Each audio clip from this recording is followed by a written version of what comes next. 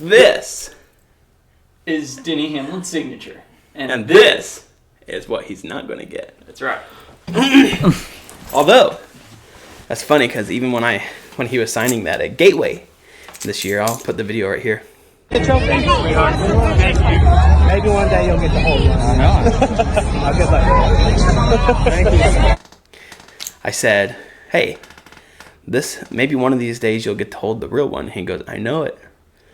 And he's still not going to get to hold the one. Nope. However, his driver, I guess, is still in there. So I guess he might want to lift it just because it might be the only time he'll ever get to. I could see him, like, bumping Reddick out of the way. Anyway. Before we get too far. Gentlemen, start your engines.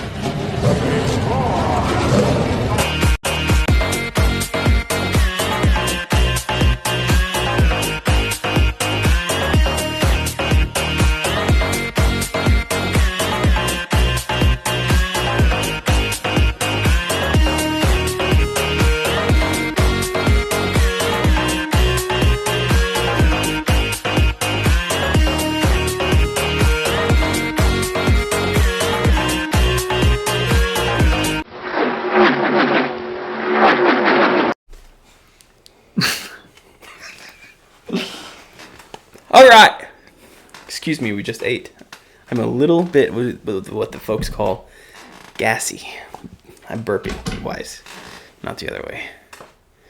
Anyway. Yeah. How was your weekend, Bryce? Good. It was good. Worked most of it, so. You were in deep thought there for a second. You're like, I know. I forgot what the weekend. Like, yeah. It's like, I don't know. Everything's fine. You tell him that it's fine, but it's not fine. No. But no, I had a good weekend. I still cannot figure out how to watch the CW app. For not CW app, I always say that. The CW channel. For the races, for the Xfinity races. Maybe you should call Caleb because his CW. Initials. That's the CW. That's what I said. That's probably why. He's probably blocked you. Because they announced they're going to go to the CW channel, and I was like, great. 99% of American TVs have that channel. I'm in that 1%. Somehow, some way. Bought a satellite from Walmart. Pointed it where it needs to go. I do not have that channel. And it frustrates me. He does, though. So every once in a while, I'll go there. But if I'm busy. Every Saturday, he's been at my house. Just about. I think it's been about every other Saturday. I've been going like, I'll go and then I won't go. Then I'll go and I won't go. So I guess that works out good because then next Saturday is the championship race. So yeah. All right. Well, we'll get into it and we won't ramble on too much. We're going to, obviously, everyone wants to talk about the controversy. But we'll talk first about shifting to first gear. Talk first about the people who did not make it in. And honestly, I say this every year. I love the format. I do because it's entertaining. Mm-hmm. However, it is kind of hard sometimes to look at it because the top 3 in points are not in the final 4. I don't know if you saw that or not. The top 3 in points right now is Kyle Larson, Chase Elliott, and who's the other one? Wouldn't Reddick be up there? Or? He was 4th, and he made it in because he's had a couple bad weeks.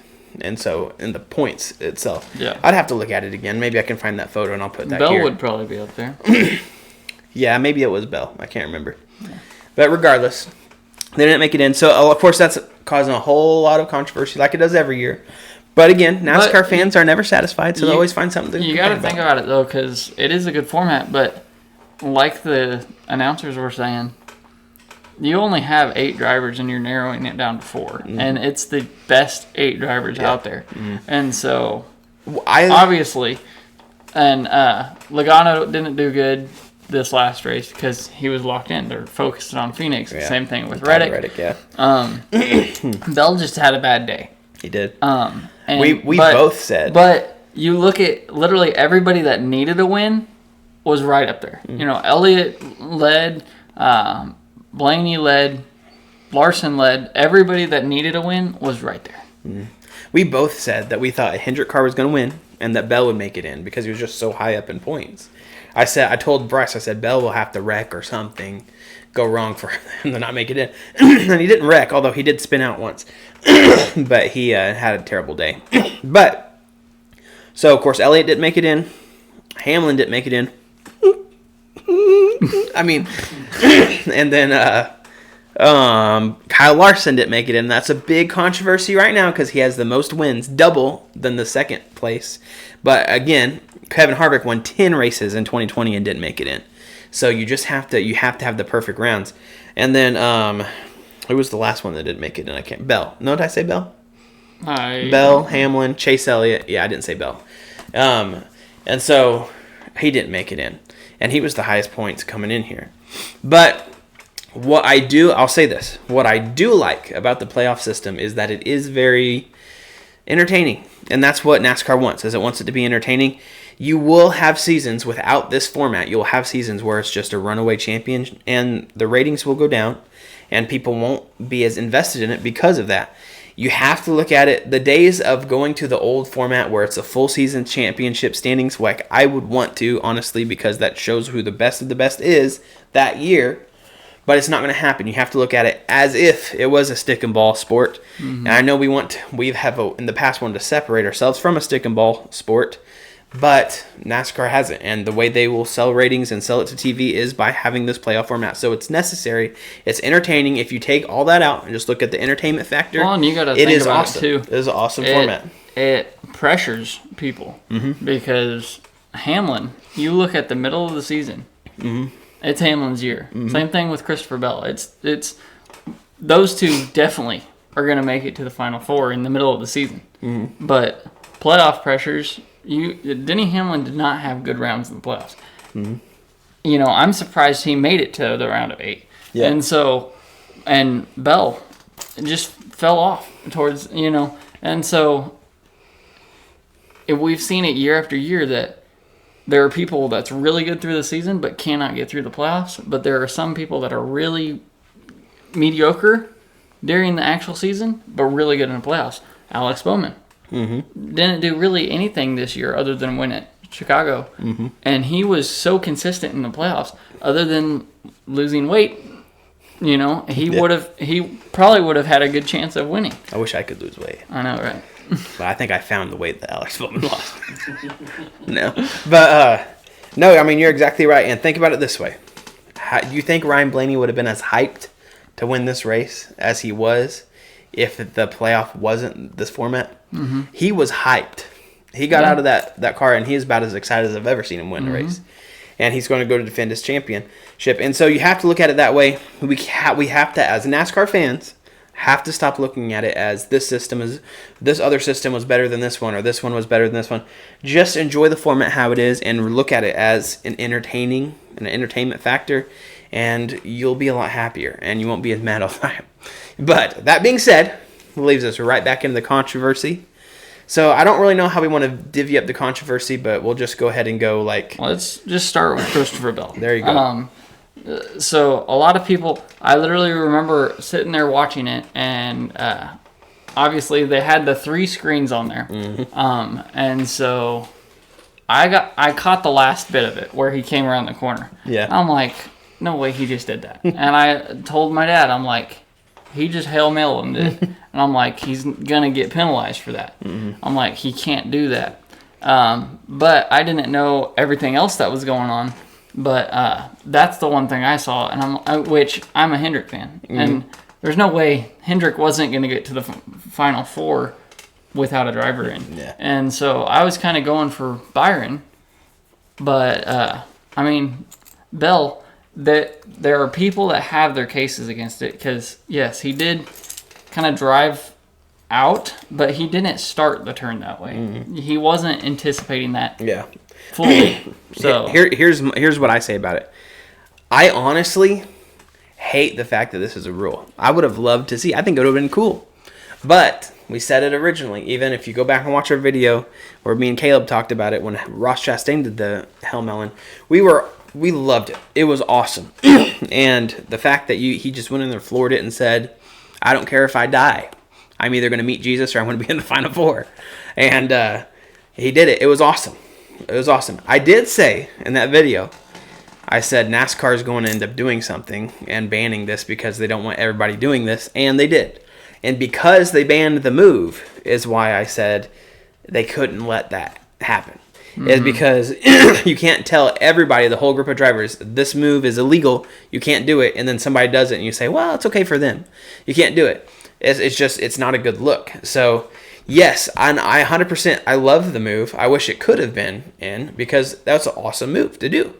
However, and I do agree, Christopher Bell didn't lie. Like, he did. He sent it in there to try to get past Bubba Wallace, which we'll get to later, and got loose, hit the wall. Well, in the moment, you just know I hit the wall. I'm not going to stop. So I'm going to slow down. I have to floor this thing. That way Bubba Wallace doesn't pass me again. You don't know what's going on. Hindsight's always 20/20, so you got to floor it. And he did. And even if you look, it's not like he gained any speed.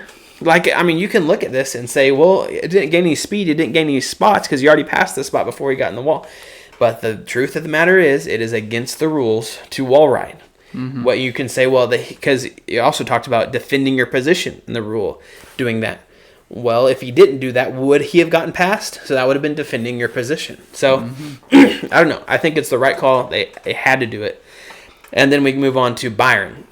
Of course, Byron's controversy. Here's the thing, though. Yeah. You said, I don't think NASCAR's very biased about it, but if, like, Denny Hamlin did it, do you think they would have penalized him? I think they would have had to. Yeah, they would have had to, but I'm just saying, I feel like there's some bias kind of up in NASCAR, where if somebody like that would have done it, it would have been more lenient. I don't think it's necessarily Denny Hamlin. I don't think NASCAR likes Denny Hamlin right now, especially with the lawsuit. No, yeah. But if it was Chase Elliott, you could probably make an argument. He's the most popular driver. You're like, well, it's good for ratings for him to be in the Final Four. Yeah. They probably would have tried to make some sort of argument, but at the same time, you cannot do that. You couldn't have let him in either. You have to go by the rules. If you're going to have these rules, you have to stick by them. I'm all for NASCAR being consistent, and they just are not consistent. Yeah. But I think they made the right call here. Yep. But anyway, that leads to Byron. And the thing is, we all know that Byron, the whole Chevy team, had a meeting and said, this is what's going to happen. If there's in this spot where a Chevy team needs this points, you don't do that. So we all know that. We say William Byron wasn't at fault. And yes, to an extent he wasn't, because his radio didn't say nothing. But we know that he was in on it. However, I'm all for teammates helping teammates, even if it's Chevy teammates when it comes to this stuff like this. I wish they would get rid of the 100% rule. I understand why they do it, because it comes with Clint Boyer spinning out on purpose. But that was a complete manipulation, causing a caution. They didn't cause a caution and everything, but they did block a lot. And the thing is with this rule, why I hate it, is because sometimes it's enforced and sometimes it's not. You can go back 4 years ago, I think it is now, and Christopher Bell, on the radio specifically, it's either Christopher Bell or Eric Jones, I can't remember how long ago it was, but it was the 20 car. And I think it was either Martin Truex Jr. or Kyle Busch or somebody like that. I cannot remember the details, I'd have to go back, but they said, do not pass him over the radio. They need that point, do not pass him. Specific, plain as a day. No penalization, no nothing. And then come this way, even last year, I think it was, or 2 years ago with Cole Custer, or Chase Briscoe slowed down to let Cole Custer slowed down to let Chase Briscoe go and try to get those points in like the round of 12 or something like that. And they did that, and then they penalized him.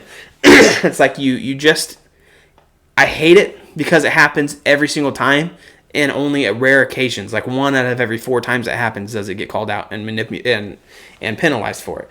And so I hate that rule. I wish they'd get rid of it, because it happens all the time, whether they have a rule or not, and it's not always going to get enforced. And if you're going to have the rule, you need to enforce it every time to get it to stop. But the 1 and the 3 obviously blocked, didn't let anybody pass Byron. But we also know, I don't want to get ahead of myself. We'll talk about the 23 in a minute. But they did that, and so over the radio, you cannot say over the radio. You cannot say over the radio at all. Do they know the deal? As soon as you say that, you're just throwing yourself under the bus. If you had a meeting beforehand and you know that this is the deal, have some code word, or just say this. Literally, just say this. I think I told you this. Just say this. William Byron, be careful for William Byron. He needs that one spot. So if you pass him, he might bump you out of the way or wreck you. So be careful around him. If you just say that, you're not saying anything about a deal. You're not saying anything about this is what you need to do. All you're doing is warning that driver about this situation, and then they have the situation. Okay, that means I don't need to pass him. And then they do that. If you're going to do that. And I'm for Chevy people helping Chevys. It's a team sport. Basketball players, obviously, they help each other out and stuff like that. Like, I'm for that. It's just, if you're going to have the rule, you have to enforce it, is what I'm saying. But, and then we'll go, and Italy's just kind of in the bubble also doing the same thing. I'll let you, since I talked a lot, I'll let you do that. So, same thing there. Toyota teammates were trying to help each other.